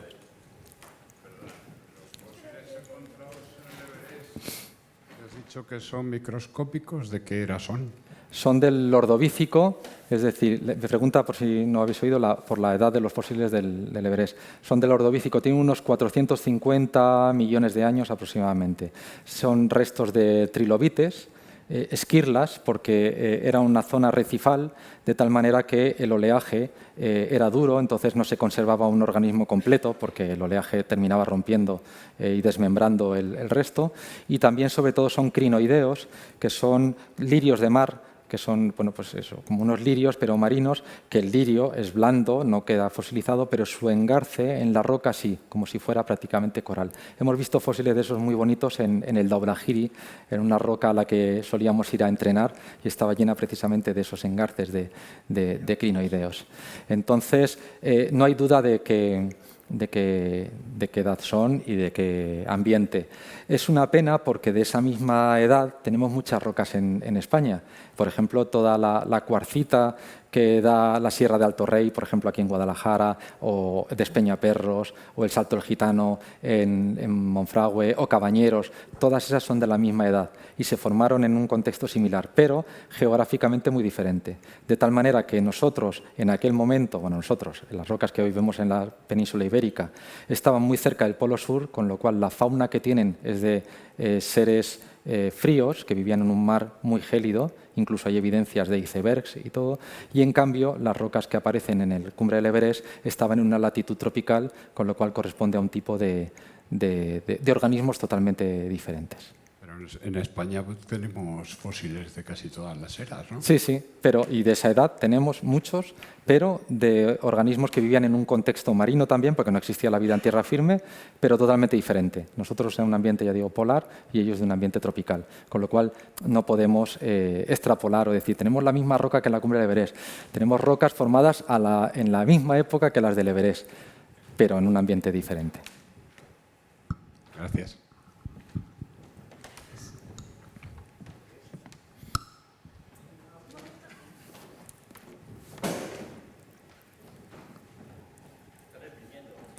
Buenas tardes, José Luis. Gracias, Ito, por tu conferencia tan interesante. Yo, desde mi desconocimiento, tengo una curiosidad que te quiero expresar para ver qué me puedes decir. A lo largo de la historia, el ser humano ha ido configurando diferentes teorías sobre el conocimiento que en cada época se tenía de la formación de la Tierra y de las montañas. ¿Podemos decir en nuestra época actual, con los conocimientos y la tecnología que tenemos actualmente, podemos decir que lo que conocemos de cómo se han formado las montañas es ya definitivo? ¿O puede ser que dentro de 20 años nosotros ahora pensamos que lo sabemos todo y puede ser que dentro de 20 años se descubran cosas nuevas que echen por tierra todo lo que estamos diciendo que ha surgido ahora? Gracias. La pregunta es muy interesante. A grandes rasgos, por responderte, la respuesta es que sí, sabemos muy bien cómo se forman las montañas y lo que van a ir cambiando van a ser matices, como este artículo nuevo que salió el lunes pasado, en el que nos matiza un poco un proceso que explica los últimos 50 metros, por así decirlo, pero no cómo se han formado las montañas. Pero es muy interesante porque cuando uno lee cómo se han ido descubriendo cómo se forman las montañas, debía ser tremendamente frustrante para los profesionales, sobre todo para los profesores de geografía y de geología, que no sabían explicar cómo se formaban las montañas hasta en 1970. No tenían un mecanismo que realmente fuera bueno. De tal manera que tenía que ser complicado porque asumirlo, o existían teorías, en este caso una que se llamaba del geosinclinal, pero que dejaba muchos flecos, con lo cual había la sensación de decir, es que no sabemos cómo funciona esto. Y al final es muy curioso porque cuando uno mira las teorías de cómo se han formado las montañas, todas al final son las teorías que explican cómo funciona la Tierra. Por eso cómo se forman las montañas ha sido siempre tan importante para la geología, porque eso es lo que te demuestra cómo funciona la Tierra. Si no entendías por qué se forman las montañas y cómo se distribuyen, no entendías cómo funcionaba el planeta. Podías saber, como lo encontró Houghton, que había un afloramiento de unas rocas verticales, otras inclinadas, estas se habían formado en un ambiente marino, tal, había pasado tal de todo, pero no sabías muy bien qué es lo que estaba propiciando todo eso. A día de hoy sí que lo sabemos muy bien y lo que van a cambiar van a ser pequeños matices, pero no algo que revolucione totalmente cómo funcionan las montañas. Lo que sí que se han descubierto en los últimos 10, 15 años son cosas muy interesantes que tienen que ver con que, por ejemplo, yo cuando estudié, que ya hace años, pero vamos, tampoco tanto, bueno, sí, unos pocos, pero bueno, yo estudié que tenía una asignatura de geología externa y otra de geología interna, o sea, lo que pasaba por encima de la superficie y lo que pasaba por debajo, y había una desconexión importante, más o menos. A día de hoy, cada vez se encuentran más vinculaciones entre lo que pasa en la superficie y lo que pasa en el subsuelo, de tal manera que lo que pasa a decenas o incluso centenares de kilómetros de profundidad bajo el subsuelo puede condicionar la forma de una montaña, que tenga una forma concreta, que tenga un aspecto concreto, que siempre hemos pensado que sería simplemente por procesos erosivos o por la configuración tectónica o de distribución de las rocas. Y muchas veces tiene que ver con lo que está pasando en el subsuelo. Y al revés, lo que viene a decir en la teoría de este artículo nuevo es que la erosión de un río puede provocar que la corteza terrestre a 80 o 90 kilómetros de profundidad tenga una respuesta, algo que nunca se pensó que hubiera conexión. Entonces, ese tipo de cosas son las que se van descubriendo y las que matizan y te ayudan a entender mejor el proceso. Pero cómo es la formación de las montañas lo sabemos de manera definitiva. En geología planetaria, ¿hay alguna evidencia de algún planeta que pueda haber algo como una tectónica de placas, una deriva continental, o todas las montañas son por impactos meteoríticos? ¿Hay alguna evidencia de algo?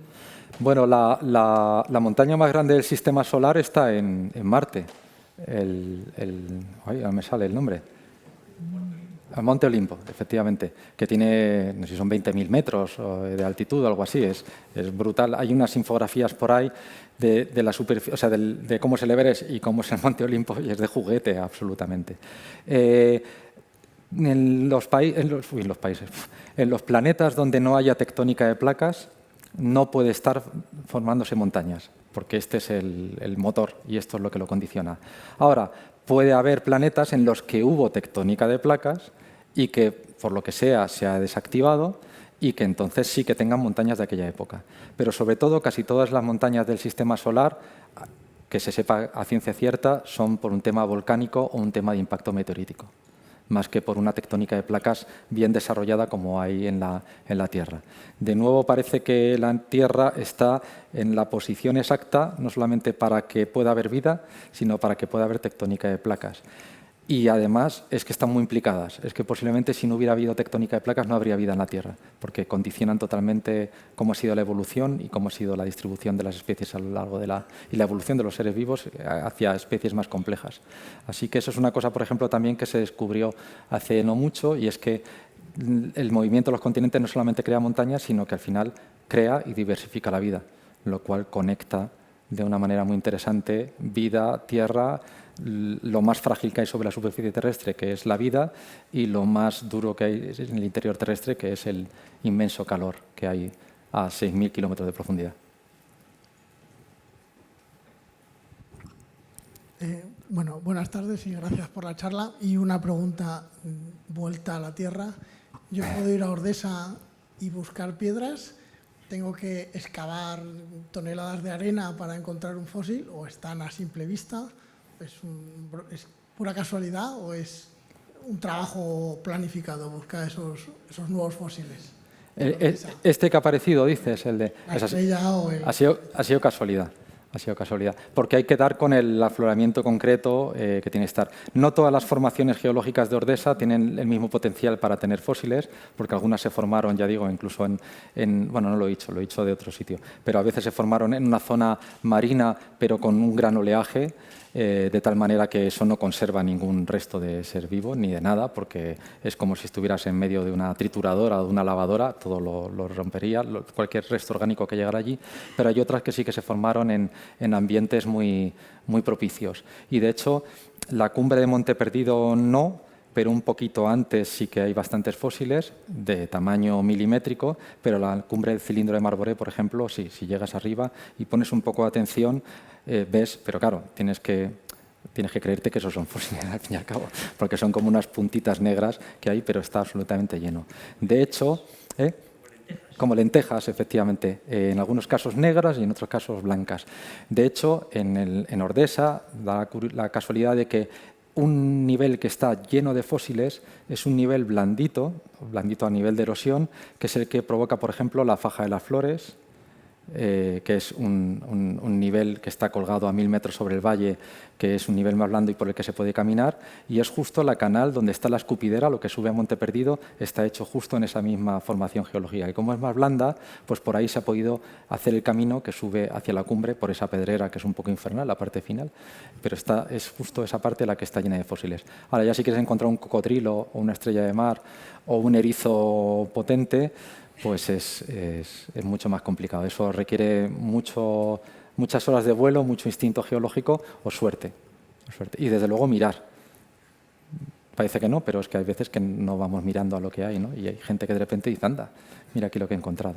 Subiendo a Goriz, en el mes de febrero también apareció otro fósil bastante interesante. Cuando pasas las clavijas, pues un poquito más a mano izquierda, que no pilla por el camino, pero allí también otro excursionista describió una plancha también con otros fósiles bastante interesantes. Y eso fue hace unos meses también. Bueno, que te recomiendo es ir a Ordesa siempre, porque para mí es el paisaje de montaña sublime que hay en España. Me parece que, para mí, por lo menos, es mi preferido. Para buscar fósiles de este estilo me parece interesante. Hay una guía geológica, esto está mal porque es hablar de mi libro, pero hay una guía geológica del Valle de Ordesa que está gratis en Internet, que puedes consultar. Si tú pones guía geológica Parque Nacional de Ordesa, la puedes visualizar en Internet si la quieres descargar, ¿no? Ya te toca pagarla. Y ahí te describen todos los fósiles que hay, dónde están, por qué son, cómo se forman. Y tiene, creo que son 11 itinerarios geológicos con paradas donde se describe dónde están los fósiles y demás. Si vas por Pineta, puedes ver perfectamente corales, erizos de mar, perfectamente, pero hay que ir a lo que hay que ir. Claro, si vas a escalar, pues lo mismo vas a otra cosa. Aparte del libro, lo venden en forma de libro, ¿no? ¿O se sigue vendiendo? Sí, están, aparte de que esté eso disponible en la página web, se puede comprar como libro, creo que vale 14 euros o algo así en las librerías. ¿Ya? Pues la última, que ya nos dicen que se acabó. Gracias por la última. ¿Qué te ha dado a ti el Himalaya? Quiero decir, con la cantidad de información científica que hay, la ingente, que tú conoces perfectamente y controlas y llega de todas partes, la experiencia tuya personal del Himalaya, ¿cómo se combina para tu comprensión de todo esto que nos has contado tan estupendamente? Yo creo que para cualquier persona ir al Himalaya es fascinante, ¿no? Por el paisaje que ves y demás.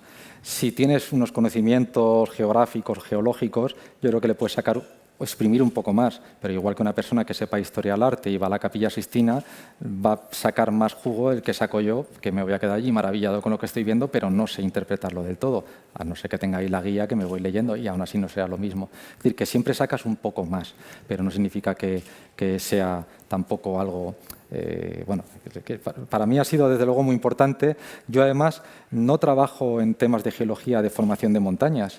Yo trabajo en otras temáticas que ha hablado Pedro, pero como me gustan mucho las montañas y sí trabajo mucho en divulgación, trabajo en divulgación de cómo se forman las montañas. Y cuando vas a las expediciones, vas a la expedición. Yo bastante tengo con intentar escalar la montaña como para ponerme a pensar en un proyecto científico. No lo he conseguido nunca. Y tampoco he intentado disimular una expedición como si fuera un proyecto científico. Si yo voy a intentar escalar una montaña, voy a eso.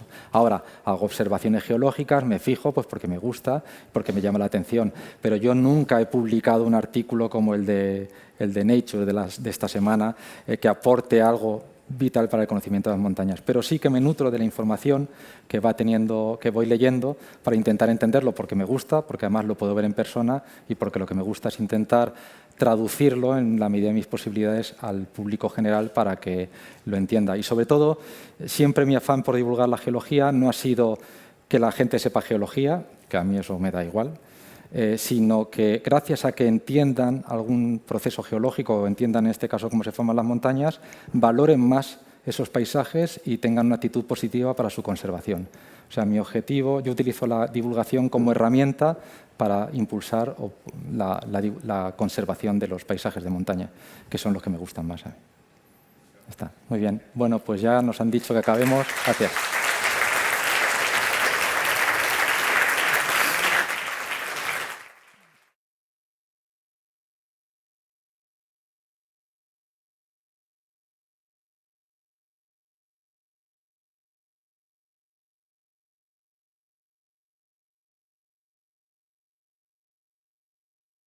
Se quiere ir.